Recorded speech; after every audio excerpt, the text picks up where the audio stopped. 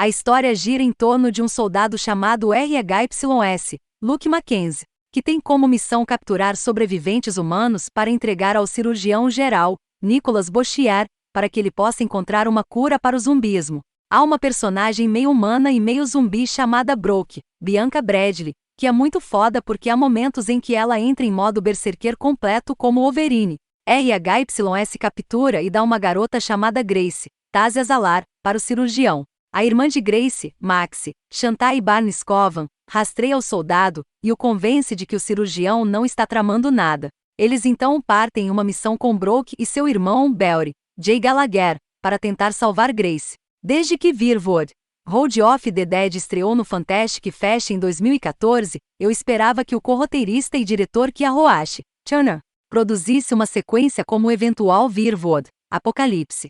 Os zumbis eram toda a raiva dos anos 2000 depois de 28 dias, depois e Dawn of the Dead popularizou os corredores, mas a estagnação logo atingiu. O conceito de Fast Z's foi exagerado como um churrasco queimado de couro.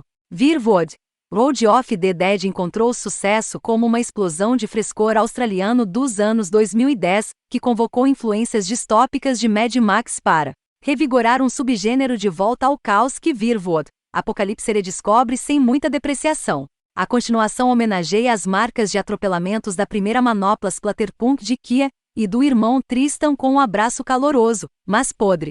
Eu tenho que admitir que eu nem sabia que Virwood, Apocalipse era uma sequência até depois de ver o filme. Tenho certeza de que alguns dos elementos da história fariam mais sentido se eu tivesse visto Virwood, Road of the Dead, mas honestamente, você ainda pode aproveitar isso sem a história de fundo, por causa de quão cheio de ação é. Eu não sabia por que diabos zumbis neste filme têm gás verde emanando de suas bocas. Aparentemente, é gás metano, que abastece os veículos estilo Mad Max. Mas parece legal e adiciona um certo toque que você não veja com o entretenimento típico dos mortos-vivos. Nós nos reunimos com o mecânico Beory, Jay Gallagher, e sua irmã meio humana e meio zumbi Brooke, Bianca Bradley, que pode controlar outros zumbis com sua mente.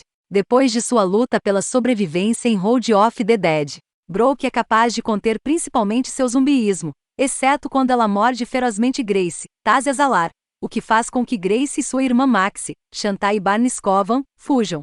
Enquanto os irmãos dirigem pelos arbustos, seu veículo é desativado pelo mercenário RHYS, Luke Mackenzie, e ele entrega Grace às instalações subterrâneas do cirurgião-general, Nicholas Boshier. RHYS assume que está fornecendo pacientes para ajudar na experimentação de curas, sem fazer perguntas. Maxie sabe que não deve confiar em cientistas loucos com sorrisos desonestos e exige que RHYS ajude a resgatar Grace das garras do cirurgião-general. Falando em talento, algumas das tomadas de câmera e cinematografia são excelentes. O que também é fora do comum para a maioria dos filmes centrados em cadáveres cambaleando à procura de cérebros para mastigar. Parabéns a Roashi Turner e ao diretor de fotografia Tim Nagle, por utilizar habilmente essas cenas visualmente deslumbrantes, bem como um pouco da beleza das filmagens em locações que ocorreram na Austrália.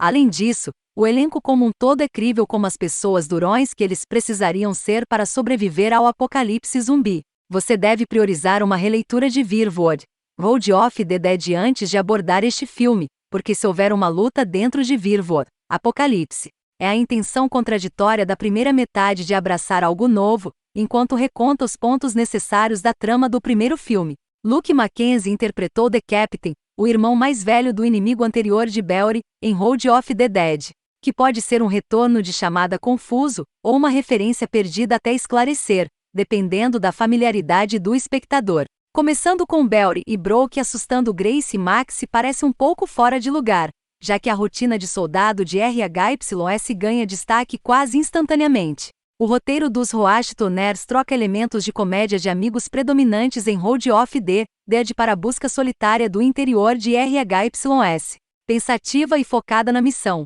coletando corpos para o cirurgião-general. É mais uma tarefa árdua quando novos personagens encontram rostos antigos, jogando fora o debate moral de RHYS, enquanto mentiras e verdades são reveladas antes de um cerco de armas que dominam o apocalipse carregado. Os irmãos roteiristas Kia e Tristan Roashi Turner fizeram um bom trabalho ao deixar a história fluir de forma simples e orgânica, colocando a ação louca no centro do palco. Eu gostaria que algumas coisas tivessem sido explicadas um pouco mais para pessoas como eu, que não viram o primeiro, mas é uma questão menor. Considerando o quanto o filme é voltado para a ação.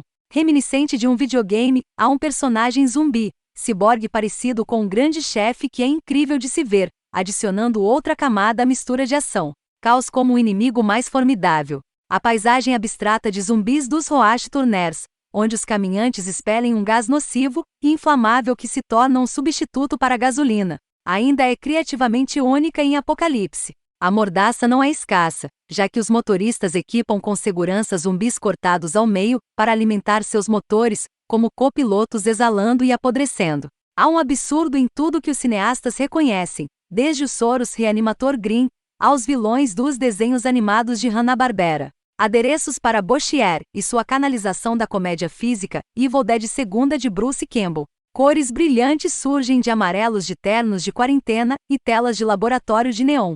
Bandidos são brutos de voz grave que pulverizam. Os heróis são mártires recortados e colados que estudaram todos os lançamentos de ação de nível intermediário em distribuição a cabo. Apocalipse é o tipo de midniger que entende suas fraquezas e se esforça ainda mais para vender seus pontos fortes, sejam eles explosivos, sangue cansado de batalha. As criações maníacas do Surgeon General escondidas atrás de portas de aço, ou veículos fortificados prontos para entrar na corrida da morte ao lado de Jason Statham. Muitos de nós gostamos de sentar e desfrutar de algum entretenimento cheio de adrenalina como Virvor.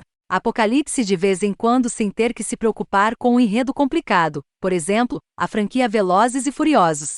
O Walking Dead é exatamente o que o médico zumbi ordenou. Embora Virvor Apocalipse possa ser descrito como um filme de zumbi sem cérebro, que é melhor quando mais insano, certamente não é morte cerebral. Os motores aceleram enquanto os zumbis respiram fumaças de cores tóxicas. Postos avançados caseiros defendem contra mortos-vivos famintos do lado de fora, e a emoção da ação de terror aumenta quase com uma cinematografia vívida de videogame que é escapismo através da violência extrema e brutalizante. A sequência de Roach Turner é mais acidentada no início, mas queima borracha quando as balas começam a rasgar os corpos como se fossem feitos de gelatina. É outro emocionante desvio de zumbis, bom o suficiente para justificar mais intrigas em uma terceira exploração. Caso os Roach Turners cumpram as provocações do final, sobre o que sua franquia Virvor poderia evoluir para o próximo.